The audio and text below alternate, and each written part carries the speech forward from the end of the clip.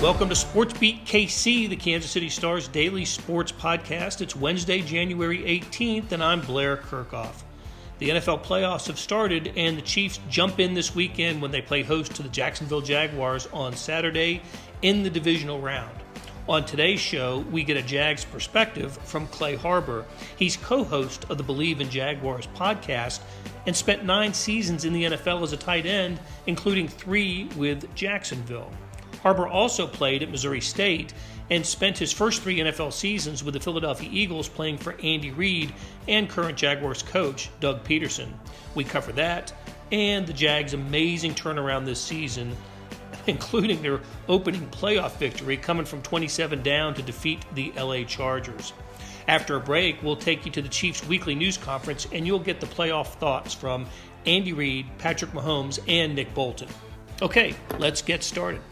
Clay, it's great to have you on SportsBeat KC, and I want to tell you just from a Chiefs perspective, watching the first weekend of the playoffs, I think all of Kansas City believed that the Jaguars Chargers game was going to produce the Chiefs divisional round opponent simply because they didn't think that the Bills or Bengals would lose the next day.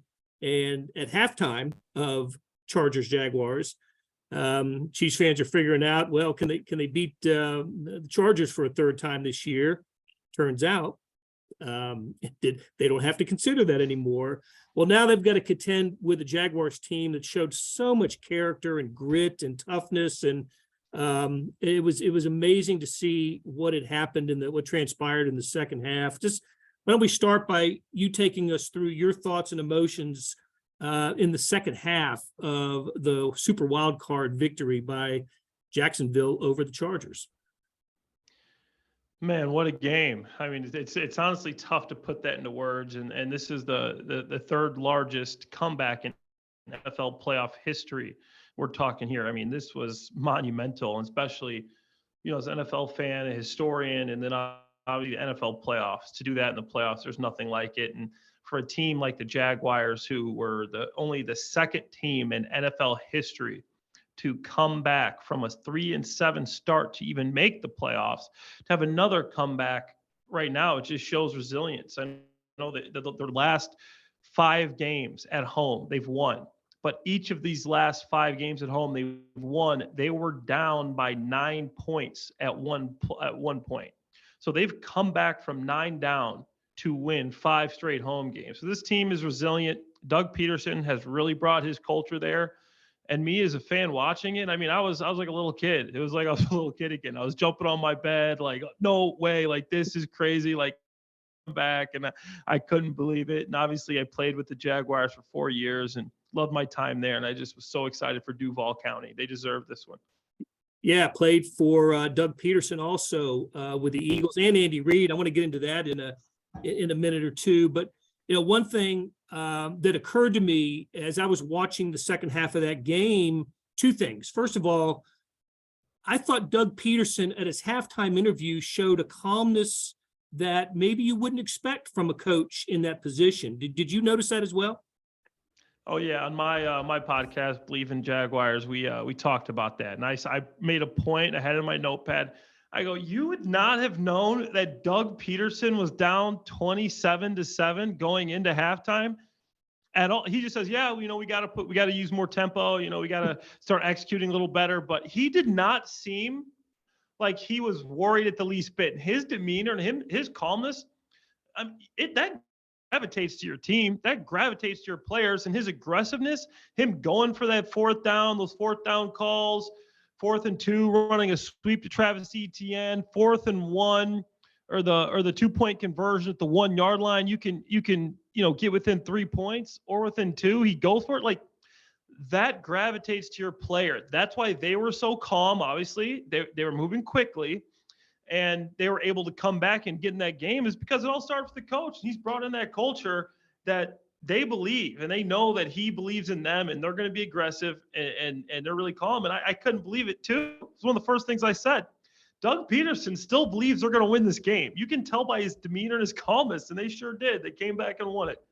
Love the 2-point conversion call that I think Doug said later that that wouldn't have done it if they hadn't gotten the penalty and got the ball with the 1 instead of the 2. But the other thing that I thought about as Jacksonville was closing the gap was these guys have been in playoff games for the last month.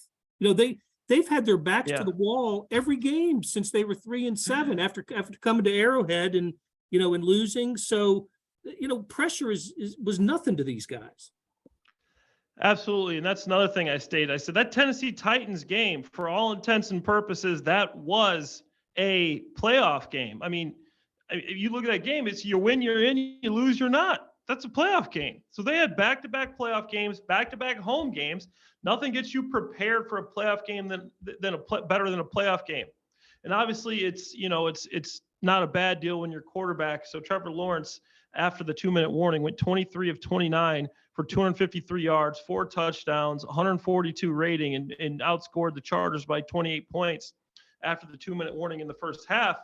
But obviously, moving forward to this game, they're not going to be able to start that slow against the Chiefs. The Chiefs are the best team in football with the best quarterback, who I believe will end up being the best quarterback of all time in Patrick Mahomes. I mean, this guy's he's only 27. He's that talented.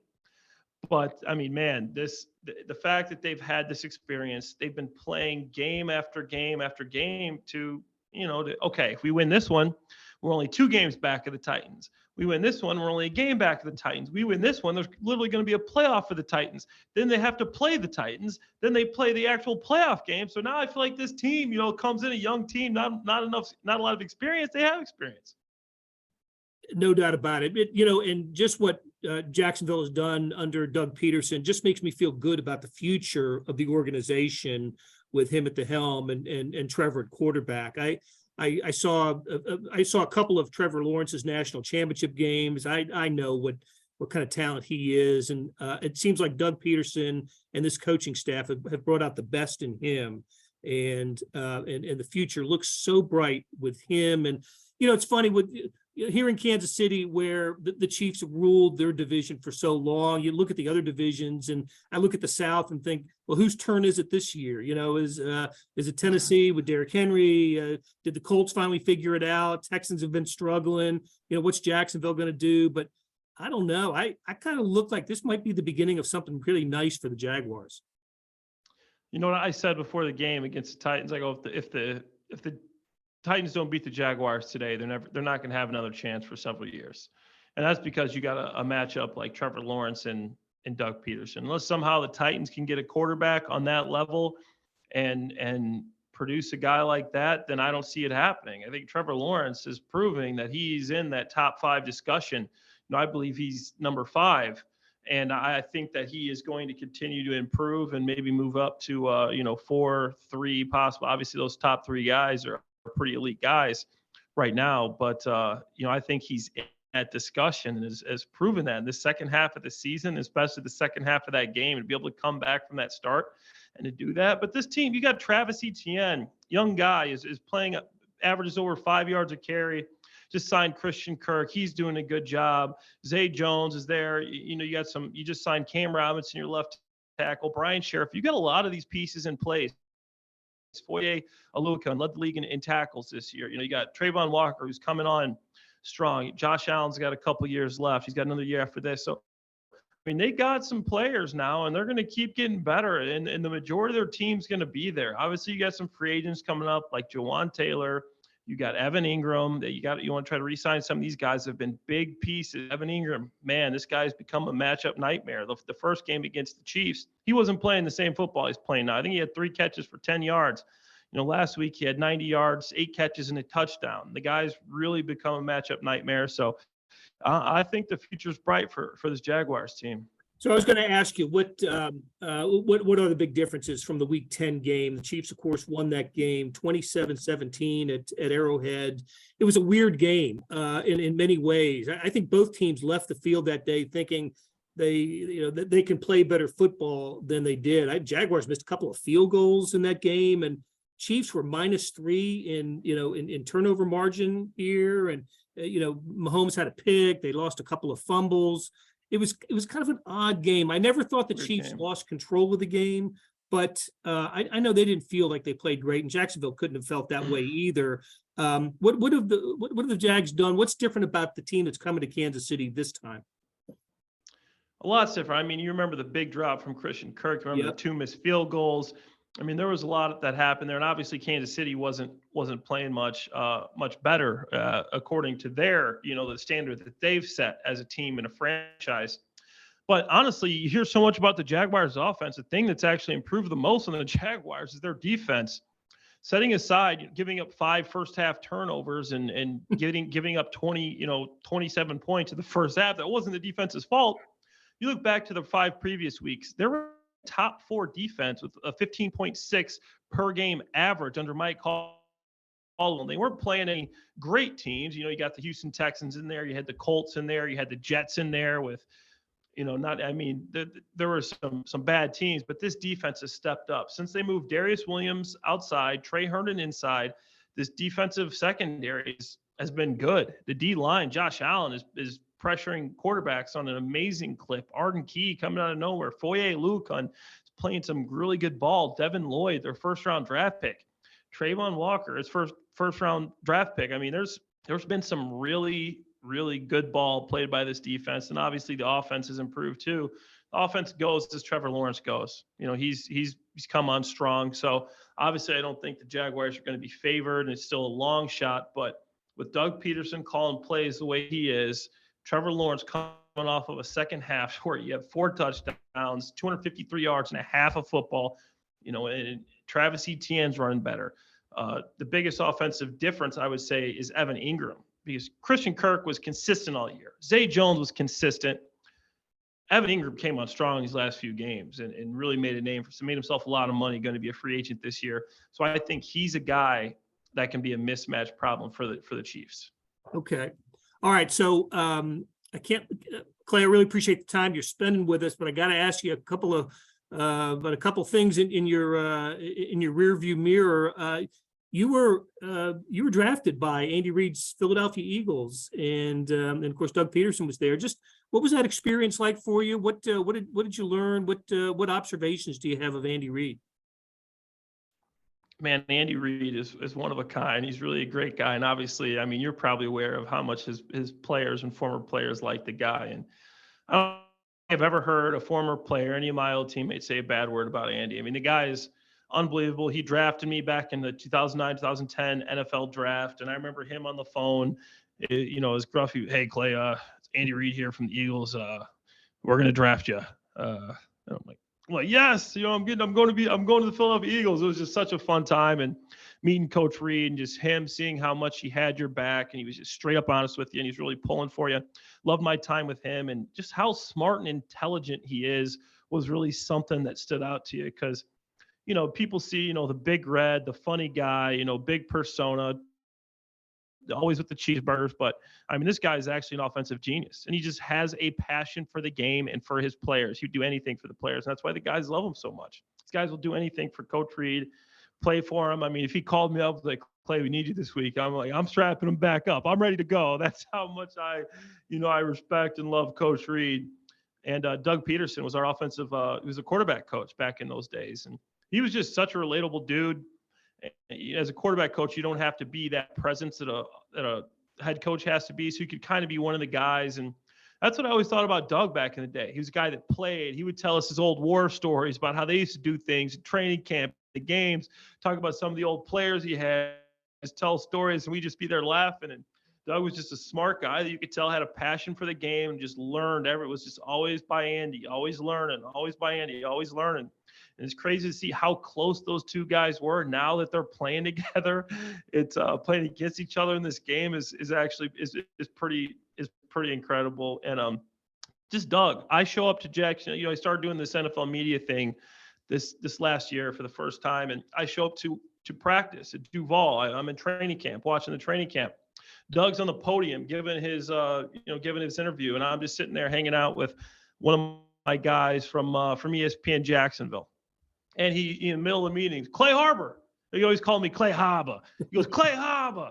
He goes, "How you doing, Clay Harbor?" And I, "Doug, man, good. I'm doing great, man. Good to see you." He's like, "Good to see you, Clay Harbor." And I hadn't seen Doug since he used to coach as a quarterback coach. Without it's been 7-8 years, maybe 10. I mean, been a long time. First thing he sees me in the middle of his interview, remembers me, Clay Hobb, or something personal, funny we had. And that's just the type of guy Doug is. Like, man, this guy hasn't changed. It's a genuine good guy, and you can't help but pull for him. That's cool to hear. And one last thought. Yes, you were drafted by the Eagles. You were drafted out of Missouri State. You were a Bear, played for Terry Allen in Springfield. I Bleav, I don't know if for 100%, maybe you know this. I think you're the last player from Missouri State to be drafted and maybe appear in an NFL game. I'm not 100% sure on that, but nevertheless, what can you tell us? Just a quick thought on your Missouri State career. I love Missouri State, man. Springfield's a great city. I had a lot of fun down there. Yeah, I was a draft pick, obviously 4th round. I wasn't the last draft pick, though. I got recruited by Randy Ball, and I think he worked for the Chiefs organization for a while, former Missouri State coach. And then Coach Terry Allen came in and took over, and I played under Coach Terry Allen. But, 5 years down there, I got redshirted, came in as a wide receiver, left as a tight end, gained a lot of weight, loved Springfield. It was a great community. The university was beautiful. But there was a guy drafted the year after me named David Arkin in the 3rd round. He didn't really stick.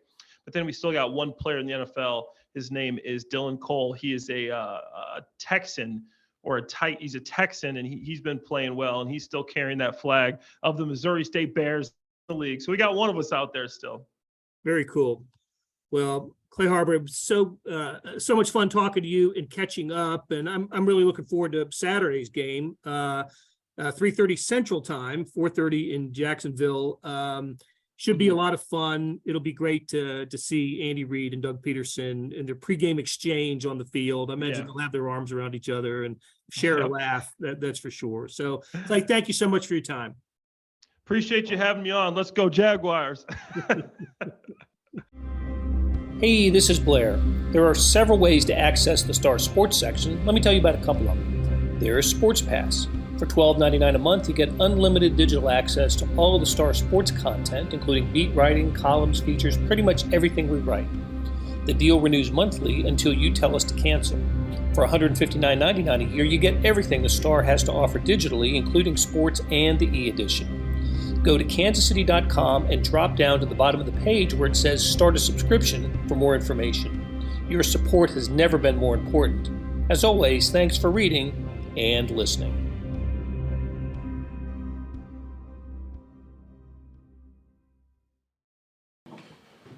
All right.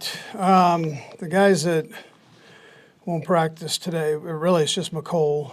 We're just going to back off him a little bit and see if we can't get it feeling better. He's been pushing it hard and it's not responding the way that he wants it or we want it to. So we'll back off on that. So we look forward to the challenge of everybody else will practice. We look forward to the challenge of playing Jacksonville. We know they're a good football team. They've only lost one game since we played them. So I mean, it's they're playing real good football, and we know they're well coached, and so we're going to get ourselves ready this week with some good practices. The other two I probably should mention to you are Clyde and Jody will practice today. So we're going to ease them back in, just see how they do. Try to get them back in the swing of things. Anyways, with that, time's yours. Andy, you mentioned things are different with Jacksonville. What stands out to you just from off the top, of course, with the winning that you know, what stands out to you mostly that you've seen different from the last time you faced them? Yeah, their offense is executing very well. I think they've got a pretty good grasp of what Doug's expecting from them. And I'd say the same thing with Mike Caldwell's defense, that they've got a lot of phenomenal players on that defense, and they're playing faster than we saw them the last time. I think they're just more comfortable overall. The speed comes with that. So, Andy, what is it about Doug and his personality that Guys seem to respond to him as players and seem to enjoy playing for him. Yeah. So he played obviously, and he knows the kind of coaching he liked and didn't like, and so within his own personality, he presents it in a friendly manner, but yet demanding of the guys, and I think that's a positive. He was that way. I was with him when he was a player, and I've been with him as a coach, so he's got a good way about him. Coach, what stands out to you the most, the way he was able to lead that team, how they closed out that season, and their ability to come back? Yeah, tremendous coaching job, phenomenal coaching job. I imagine he's up for the Coach of the Year. I mean, by his performance and how he's resurrected that program there. And that's not an easy thing to do, and he's done it as well or better than anybody. So. And with such a young team, particularly rookies, second-year players, is it more positive for you guys to have played them before this particular game in the postseason, or are there just normal advantages of knowing that you've at least played this team before? Yeah, I mean, there's going to be some familiarity on both sides. I think. I think they'll feel probably the same way, but we're a little different, and they're a little different in some areas too. So I think for the young guys, that was a good experience to play against them. They know the speed of the players that they're going to play against, but they've put in a few more wrinkles in there. So you got to make sure that you get all that covered. But if I said, will it help you or hurt you? I'd say it probably helped. But again, I think those kids have really progressed and done a nice job with it. Coach, what do you, for Trevor Lawrence, seeing what he was able to do, 4 interceptions in the first half, bringing the team back in the manner which you did, what to say for that type of confidence that team is going to have coming into Arrowhead this Oh season? yeah, they'll be they'll be confident. They should be. So he did a great job of that, of not falling apart and making it happen. So it doesn't happen very often in this league. He did a nice job with that. Coach, when it comes to Nicole, it sounds like it's been a very unique situation with maybe being able to play, maybe not. Do you guys still have optimism that he'll be back at some point during the postseason? Yeah, he does, and we do. Yeah, you want to try not to take steps back, it's not that we've taken steps back. It's just that it's not getting where it needs to be, where he can go. So my feeling is that if we just back off on it and let it rest a little bit here, and do his rehab and that he has a chance to get better. But we don't, he doesn't want it, and we don't want it. We don't want to put him out in a bad situation. So where he can't play. Andy, I think the one injury from the regular season finale was Frank Clark. Does he appear to be trending in the right direction? Yeah, Frank is. He has been working very hard at that. But yes, he's progressing. Yeah. Coach, we're going to get Nick Bolton here shortly. And it seems like after every game, you always make it a point to mention his tackles. But when you look at his entire regular season body of work, how impressive has his production been this year? Yeah, I think he's done a great job. He of understanding and leading the defense. So he's got to make all the calls. He's the transmitter between the front and the back end. And so he's done, I just think, a great job of communicating that and still being, with that load, still being the player and making the tackles that he's made.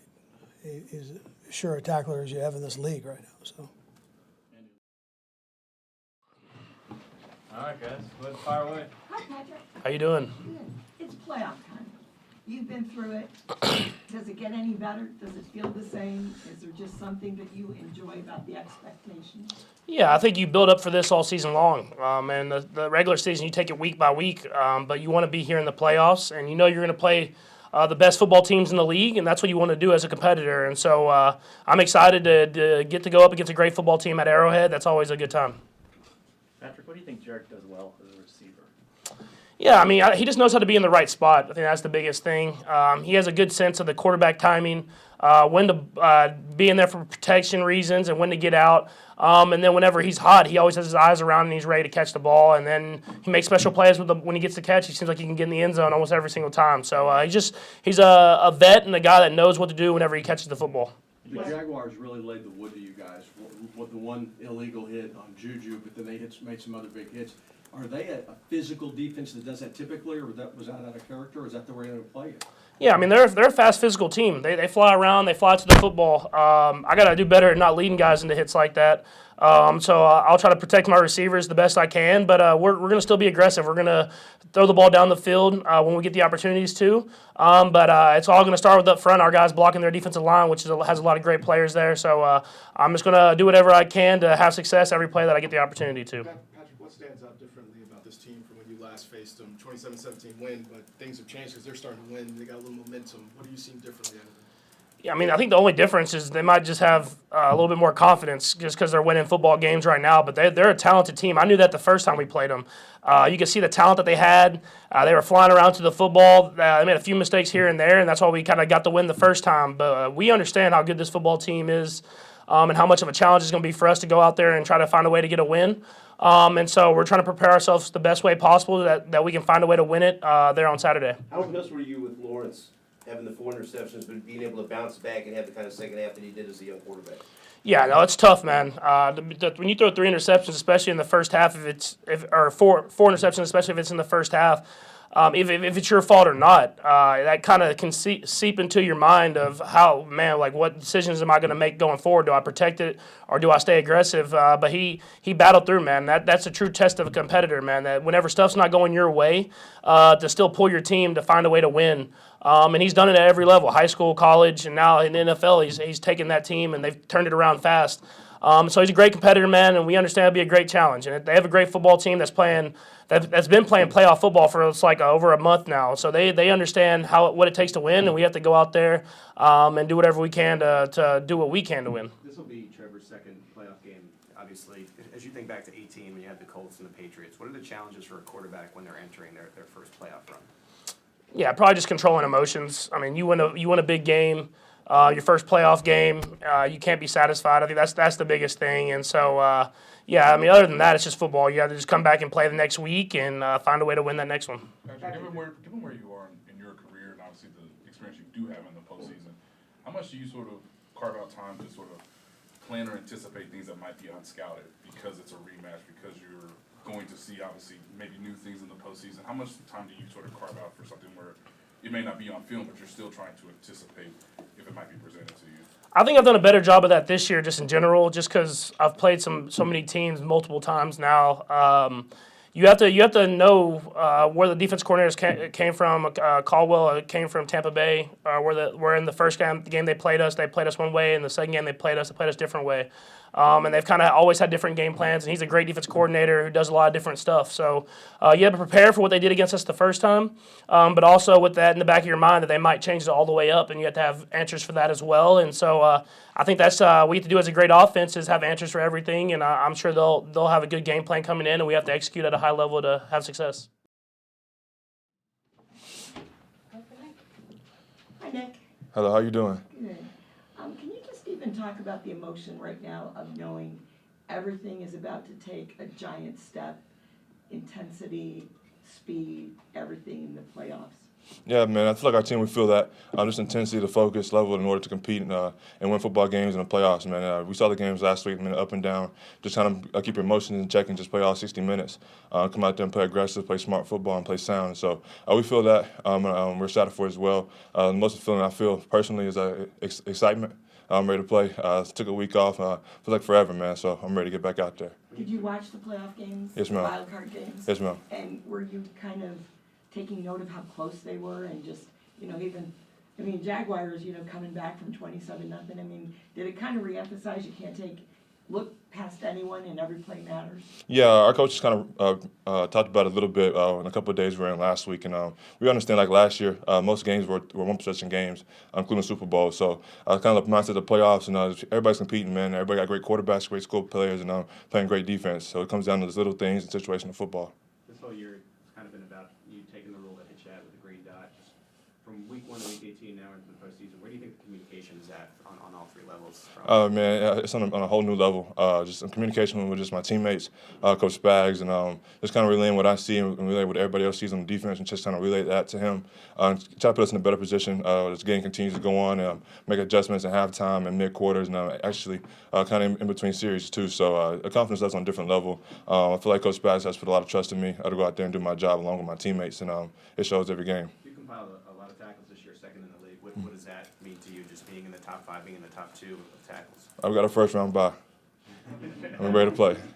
Nick, the defense has shown great improvements, especially in the last couple games. What has gotten into it as you're playing your best, as you need to play your best now? Yeah, man, we just kind of grow every single day, and just trying to fix little things here and there as much as we can. And again, in playoffs, there's a lot of things you can work on, and it might not be perfect, but execution kind of is a premium, but also just playing with effort and just getting 11 hats to the football, especially on our side of the ball, is important. And you saw turnovers, how big they were during games last week, and that comes just getting people to the football. And so as long as we can do that, play sound football and minimize penalties, we'll be okay. Nick, can you talk about the difference in Trevor Lawrence? You talked about turnovers, to have 4 interceptions in the first half in a playoff game to lead a comeback win. What is different about him now facing him than earlier?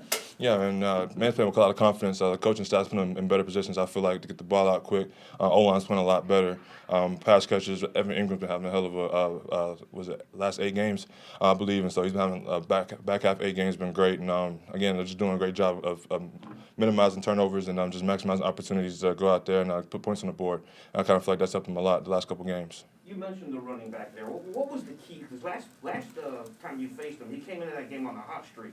What was the key in slowing him down in that game that you need to carry over to this game? Yeah, man, just relying on our front. Let our front 4 guys do the work for us, and just got to tackle out in space. And we know he's an explosive running back.